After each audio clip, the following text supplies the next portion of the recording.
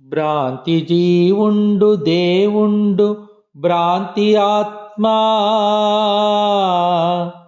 భ్రాంతి యుగములు జగములు భ్రాంతి గురుడు భ్రాంతి లేనిది అది మహా బట్ట బయలు కల్పనాతీత యోగాత్మ కేవలాత్మా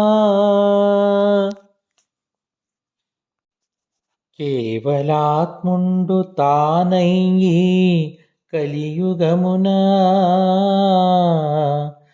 కారణాచార్యులై వచ్చి కరుణసేయు అట్లుగాకున్న నరునిసే అర్హమగునే కల్పనాతీత యోగాత్మ కేవలాత్మ స్వామి పరమాత్మను తెలుపవదేమి సర్వంతర్యామి స్వామి పరమాత్మను తెలుపవదేమి ఏమి ఇటువలి కామి కుండలి ప్రేమదలంచకగామలు బెట్టక స్వామి పరమాత్మను తెలుపవదేమి రాధా నా మీదను కరుణయు లేదా సేవకుడను కాదా బాధాలు బెట్టక నోరువలేదా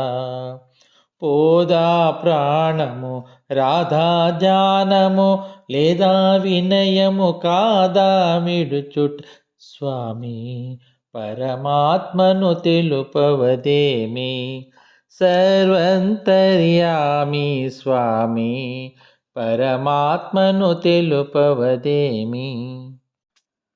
శ్రీ గురుభ్యో నమః. ఈ పద్యాలు మరియు తత్వము శ్రీ బాలరామస్వాముల వారిచే విరచితమైన కేవలాత్మ శతకము అను గ్రంథము నుండి పాడినవి. శ్రీ బాలరామస్వాములు కర్ణాటక రాష్ట్రమున రాయచూరు నగరములో మడ్డిపేటలో ఓ నిరుపేద బాలకుడు. వీరు శివరామ దీక్షిత అచల సిద్ధాంత గురువులైన శ్రీ నాగనార్యులతో శిష్యత్వము స్వీకరించి అచల సిద్ధాంతాన్ని లోతుగా అధ్యయనం చేసి తమ 21 వయసులో దేహత్యాగము చేశారు.